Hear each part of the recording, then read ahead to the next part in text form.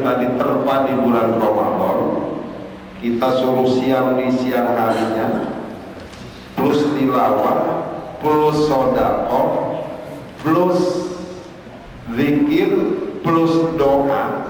Begitu malam harinya kita juga dibina juga, ditarbiyah juga untuk qiyamul lail. Saking pentingnya qiyamul lail di malam Ramadan, khawatir malamnya terlambat, maka qiyamul lail dilakukan di awal dan berjamaah yang kita kenal dengan sholat tarawih.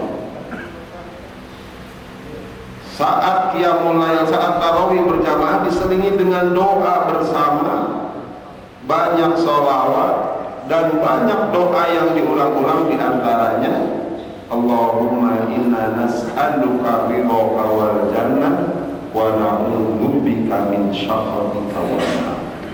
Ya Allah, kami mohon keridhoanmu dan surgamu, dan kami berlindung kepadamu dari kemurkaanmu dan neraka. Tambah lagi dengan doa Allahumma innaka afuwwun atau afuwwun karim. Ya Allah, sesungguhnya Engkau Maha Pemaaf, Maha Pengampun, Engkau Maha Mulia, tuhibbul afwa, Engkau mencintai ampunan. Fa'fu anni atau fa'fu anna, maafkan aku ya Allah. Karena kita mengakui banyak salah, kemudian mohon ampun kepada Yang Maha Pengampun. Dan kemudian nanti di akhir Ramadan atau setiap kita ketemu dan dibuktikan di bulan Syawal, kita bermaaf-maafan untuk melebur dosa kita. Maka ditegaskan oleh Rasulullah, man shoma Ramadhana imanan wa ihtisaban ghufira lahu ma taqaddama min dhanbihi. Aw man qama Ramadhana imanan wa ihtisaban ghufira lahu ma taqaddama min dhanbihi. Barang siapa bersiam berpuasa di bulan Ramadan dengan dasar iman dan penuh kehati-hatian hanya mengharap ridho Allah, diampuni dosa-dosanya yang telah lalu. Barang siapa bersolat malam di bulan Ramadan dengan dasar iman dan hanya mengharap ridho Allah, diampuni dosa-dosanya yang telah lalu. Sehingga setelah sebulan di bulan Ramadan kita beribadah dengan berbagai macamnya, kita dibakar dosa kita sesuai makna Ramadan. Kita dilatih siap, kita menahan hawa nafsu, menahan kemaluan, agar kita menjadi orang yang bisa menjaga diri. Masuklah kita ke bulan Syawal, kita meningkat kualitasnya. Saya ingin menyampaikan, ternyata Allah memprogram itu di surat Al-Ahzab ayat 35. Orang yang berhasil sebulan dibina di bulan Ramadan, Allah beri gelar 10 gelar, tidak tanggung-tanggung. Kita kalau kuliah S1 4 tahun gelarnya 1, tambah S2 2 sampai 3 tahun gelarnya juga 1, MM atau MBA dan lain sebagainya, MS. Itu tambah lagi 3 tahun, 4 tahun atau 2 tahun S3 doktor atau PhD. Tapi begitu kita sebulan asal ibadahnya imanan wa ihtisaban, Allah beri gelar 10. Di mana itu? Di surat Al-Ahzab ayat 35. A'udzu billahi minasyaitonir rajim. Innal muslimina wal muslimat. Gelar pertama Allah beri orang yang beribadah dengan sebaik-baiknya adalah orang muslimin, laki-lakinya, muslimah, perempuannya. Kalau barang-barang muslimun atau muslimina, perempuannya muslimatun atau muslimatin. Gelar pertama muslim, orang yang berserah diri, taat dengan ajaran Islam. Yang kedua, wal mu'minina wal mu'minah, orang yang benar-benar beribadah di bulan Ramadan diteruskan adalah gelarnya mukminin dan mukminah, beriman, yakin dengan rukun iman, keberadaan Allah dengan asmaul husnanya, dengan sifat-sifatnya, iman dengan malaikat, merasa diawasi oleh malaikat raqib dan atid kapanpun dan dimanapun, siap ketemu dengan malaikat munkar dan nakir di alam neraka, mau menghindari malaikat malik di neraka karena disambut oleh malaikat Ridwan. Ketika keimanan itu nempel karena kita sudah dilatih di bulan Ramadan, maka kita mendapat gelar mukminun atau mukminat. Perempuannya mukminatun atau mukminat. Gelar ketiga qanitina wal qanitah. Orang yang taat, muslim dan mukminnya tidak berhenti di lisan dan hati dan pikiran, tapi dibuktikan dengan amal-amal, maka disebut qanitun atau qanitin, orang yang taat. Di masjid dia taat, di musola dia taat, di pasar dia taat, dimanapun dia sedang taat kepada Allah. Jadi masjid tempat sujud, musola tempat sholat, bumi tempat beribadah.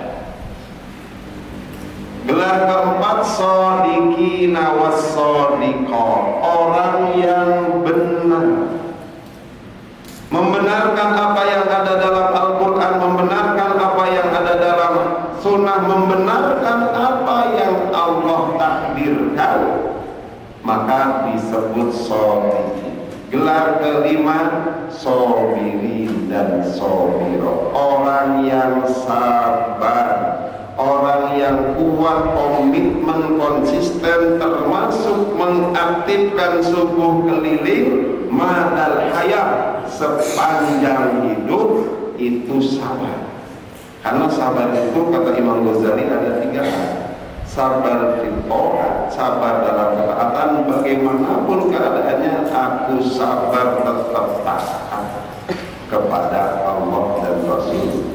Yang kedua sabar indal musibah, ketika mendapatkan ujian musibah apapun, entah itu sakit dan lain sebagainya, meyakini ini dari Allah, saya tetap sabar, inna lillahi wa inna ilaihi raji'un. Sabar ketiga ketika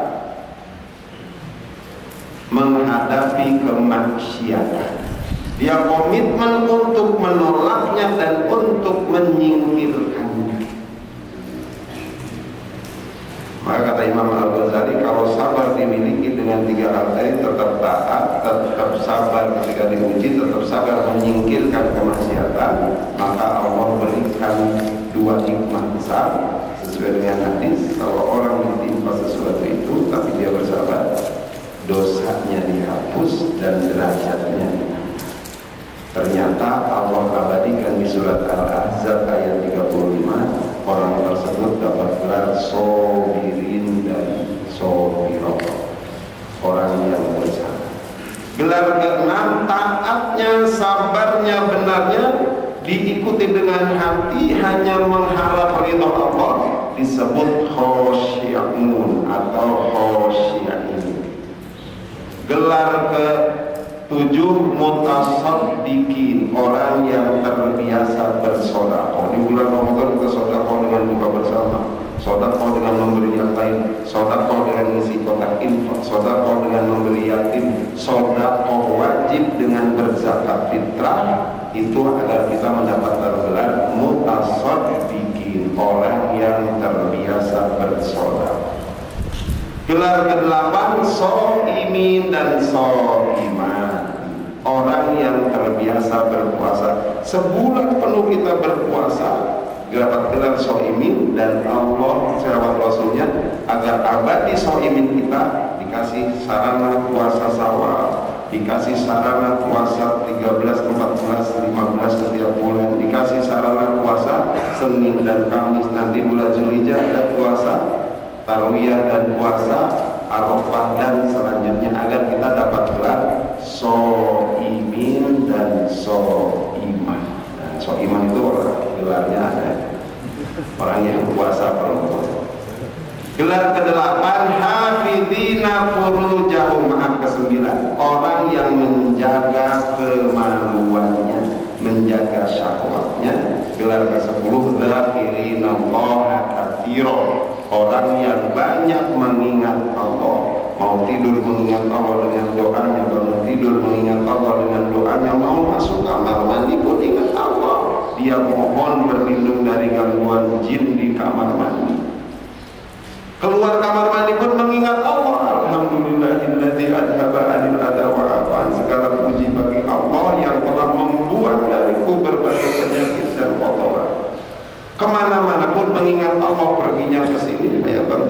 Bismillah, kita tawakkaltu ala Allah dengan menyebut nama Allah. Allah, aku bertawakal kepada Allah dan lain sebagainya, karena kita dapat gelar dzakirin Allah. Puasa yang sebulan kita diterpa dibina dengan 10 gelar itu. Jadi Pak Sarifudin sekarang gelarnya bukannya S1 S2 tapi M Q S S H apa lagi M S H Z, muslimin, mukminin, qanitin, shodiqin, sabirin, khasiin, mutasaddiqin, shaimin, hafizina furujahum wa dzakirina Allah katsiran. Bapak Ibu sekalian, ada ibu, kalau gelar itu disematkan di diri kita, hati, pikiran kita, dan dibuktikan dengan amal kita tanpa tertulis, karena itu tidak ada kuliahnya, tidak berlaku di lamaran kerja, tidak harus ditulis, tapi disematkan di diri kita, maka Allah beri janji 2 hal yang akan menyelamatkan kita di akhirat. A'adallahu lahum maghfiratan, Allah menjanjikan bagi pemilik 10 gelar tadi ampun, wa ajron adima, dan pahala yang besar. Kenapa 2 hal ini akan menyelamatkan di akhirat? Bapak sekalian, sebagaimana saya sampaikan, orang beriman itu yakin setelah kita meninggal masuk alam barzakh itu transisi akhirat. Kiamat dibangkitkan mulai awal akhirat, kemudian di padang mahsyar, kemudian diberi catatan amal, dihitung, ditimbang, siap-siap lewat syirat. Apakah ke neraka dulu kemudian ke surga, atau ke neraka abadi seperti orang kafir dan munafik, atau kita langsung ke surga. Itu dipengaruhi oleh 2 hal tadi, ampunan Allah dan pahala yang besar tadi. Di bulan Ramadan kita suruh banyak beristighfar, bahkan mohon Allahumma innaka afuwun, ya Allah Engkau Maha Pengampun, ampuni aku, agar kita bersih dari dosa, agar kita diampuni dari dosa. Kalau orang masuk alam barzakh dosanya diampuni, ketemu malaikat munkar dan nakir, aman, lapang barzakhnya, terang kuburnya, tidak ada siksa munkar dan nakir. Tapi kalau kita masih membawa dosa, maka munkar dan nakir akan bertindak sebagaimana yang Allah kehendaki, bisa menyiksanya atau bisa menghimpit kuburan, dipengaruhi oleh amal dan ampunan dari Allah Subhanahu wa Ta'ala. Begitu dibangkitkan, di alam barzakh masih ada peluang perubahan. Jadi orang di alam barzakh itu merindukan 3 hal. Merindukan ilmunya yang dulu diajarkan bermanfaat, merindukan anaknya mendoakan, merindukan sedekah yang diberikannya berjalan di amal. Yang Nabi bersabda, idza mata ibnu Adam in qata'a amaluhu illa min salasin. Jika anak Adam manusia meninggal, amalnya terputus kecuali 3 hal. Sedekah jariyah, ilmu yang bermanfaat, dan anak soleh yang mendoakan. Nah, itu dirindukan. Saya meninggal, anak saya mendoakan, dapat amal. Saya meninggal di alam barzakh, maka di dunia donasi yang saya berikan ke masjid, ke mushola dimanfaatkan, itu menjadi amalan kebaikan. Saya meninggal, murid saya beramal dengan ilmu-ilmu yang saya dapat tambahan kebaikan tanpa mengurangi pahala mereka. Tapi begitu kiamat terjadi, idza zulzilatil ardu zilzalaha, bumi digoncangkan-goncangan yang dahsyat, wa akhrajatil ardu athqalaha, dan bumi akhrajatil ardu athqalaha, bumi mengeluarkan isi perutnya dari alam barzakh, dari keluar semua. Maka sudah tidak ada lagi yang tidak hal, tapi masing-masing mempertahankan, mempertanggungjawabkan masing-masing. Masuklah ke padang yang luas yang disebut mahsyar. Di mahsyar panas yang luar biasa, 7 kali lipat matahari dekat dengan kita, kecuali 7 golongan yang Allah beri naungan, pemimpin yang adil, orang yang berikatan dengan masjid, subuhnya di masjid sana, datang lagi ke masjid sini, nanti siang berangkat sudah berpikir saya zuhur nanti di masjid mana, pulang asar saya di masjid dekat rumah, mikirannya sholat fardu nanti di masjid mana.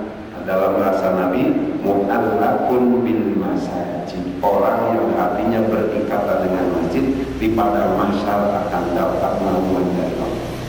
Dan orang yang terhindar dari kemaksiatan, kalau ada yang ngajak maksiat, ini akhafullah, aku takut kepada Allah, di padang mahsyar dapat naungan. Tapi kalau di dunianya bebas selalu maunya, LGBT dia dukung, alhamdulillah.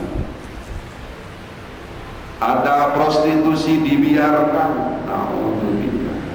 Perjudian dia biarkan, entah online, maka dia akan kena pengaruhnya di dunia, bisa dapat fitnah, azab Allah, di pada masa dia mendapatkan siksa. Siapa yang akan dilindungi oleh Allah?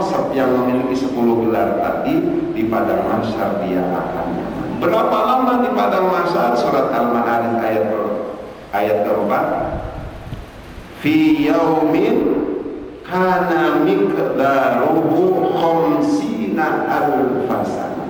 Dalam satu hari padang mahsyar dan hari akhir, hitungan dunianya setara dengan 50.000 tahun. Bayangkan 50.000 tahun kita panas 7 matahari. Kata Allah, kata Rasulullah di dalam penjelasan para ulama, saking sepanasnya.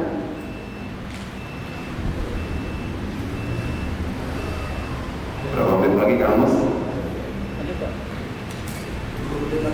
menit lagi. IPP komandan.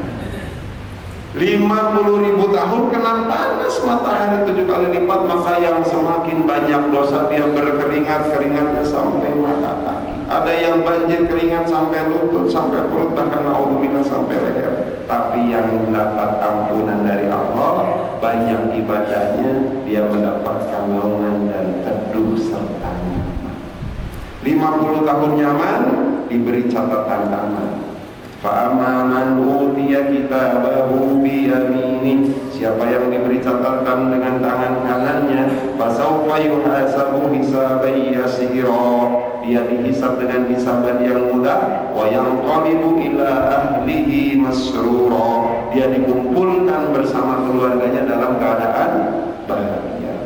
Dengan istri yang pertama kumpul dan anak-anaknya, dengan istri kedua kumpul dengan anak-anaknya. Bidadari maksudnya Pak, jangan bayangin di dunia dulu, kecuali yang punya rahasia saja. Kumpul paling bahagia itu kalau dengan keluarga dalam keadaan bahagia. Yang punya rumah di Jawa, di Bandung, paling pulang kampung senang pulang kampung. Nah, nanti pulang kampung yang sesungguhnya itu ketika kita ke akhirat, kumpul dengan istri kita, dimasukkan ke surga, ketemu dengan anak-anak kita. Wa yanqalibu ila ahlihi masrura. Berarti itu diampuni dosanya oleh Allah dan masuk ke surga, diberi pahala yang besar. Di surga ada 2 golongan berdasarkan surat Al-Waqiah. Ada golongan as-sabiqun, masuk ke surga levelnya level eksekutif, bahasa saya ini. Tingkatnya tingkat nabi, rasul, ulama, syuhada, siddiqin, sholihin yang luar biasa. Ulaikal muqarrabun, karena mereka biasa dekat dengan Allah. Malam hari bangunnya dekat dengan Allah, siang hari duha dia dekat dengan Allah, kerjanya dalam rangka ibadah dekat dengan Allah. Begitu masuk zuhur azan langsung ke masjid, dia mendekat dengan Allah. Golongan itu disebut muqarrabun, levelnya as-sabiqun, surganya istimewa. Yang tidak istimewa seperti as-sabiqun namanya ashabul yamin, golongan kanan. Nikmat banget, tapi tidak senikmat as-sabiqun. Yang di luar golongan ke surga namanya golongan kiri, yaitu ashabul shimal, ashabul mash'amah, golongan kiri yang masuk neraka. Itu dosa banyak tidak diampuni tapi sedikit, karena jarang beristighfar, jarang mohon ampun, punya salah nggak mau minta maaf, orang lain minta maaf nggak mau memaafkan. Kata para ulama, betapa zalim orang salah tidak mau minta maaf, tapi lebih zalim lagi ada orang minta maaf tidak mau memaafkan. Padahal Allah saja yang memberi rezeki, memberi segalanya, punya sifat al-afuwu, pemaaf, dan al-ghafuru, pengampun. Kalau ada orang tidak mau minta maaf dan tidak mau memaafkan, melakukan itu sombong mengalahkan Allah, maka tempatnya neraka. Nauzubillah.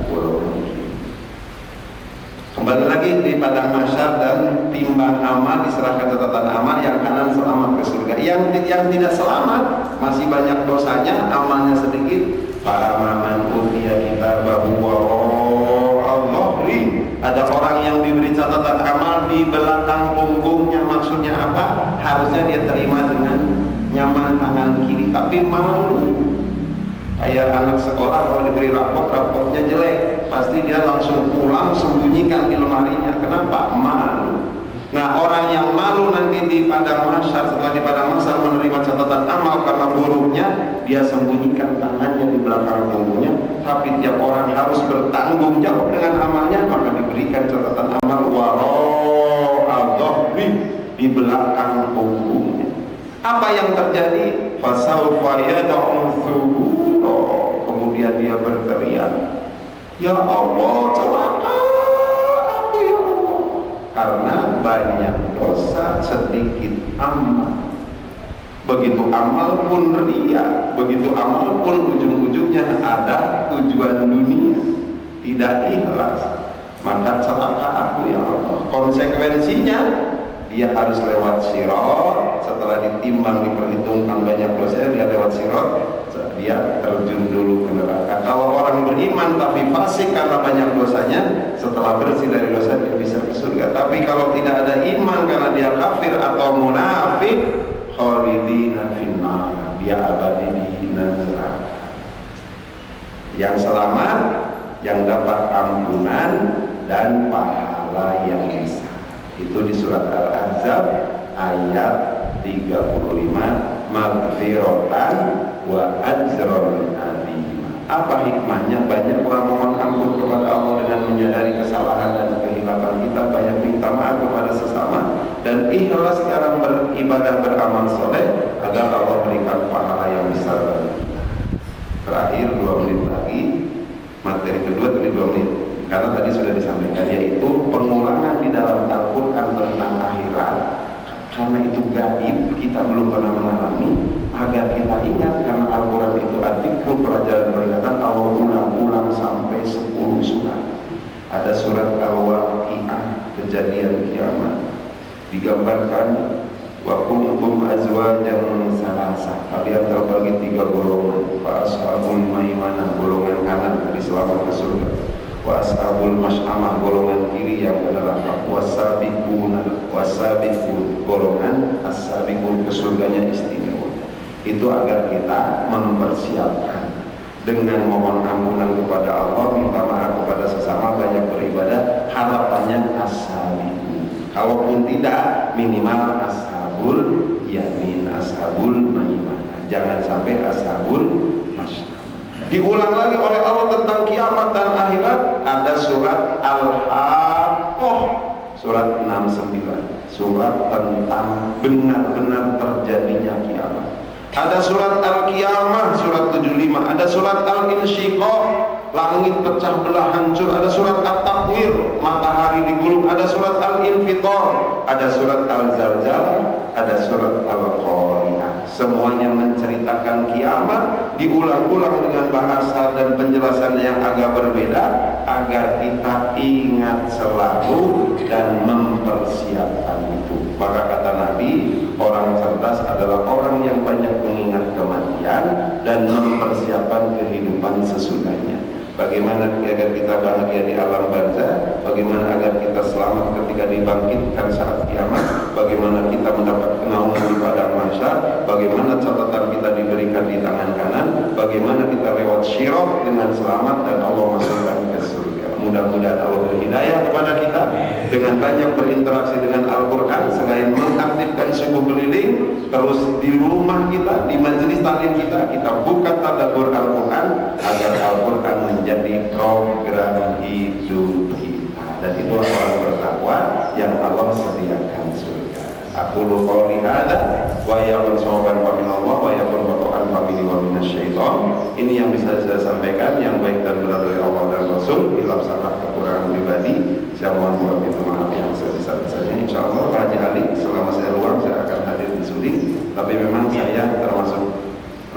bagi yang jalan-jalan. Jadi kalau subuh Ahad dan Sabtu ada di beberapa masjid, tapi kalau keluar insya Allah mudah-mudahan Allah berikan keberkahan kita semua dikumpulkan di sini.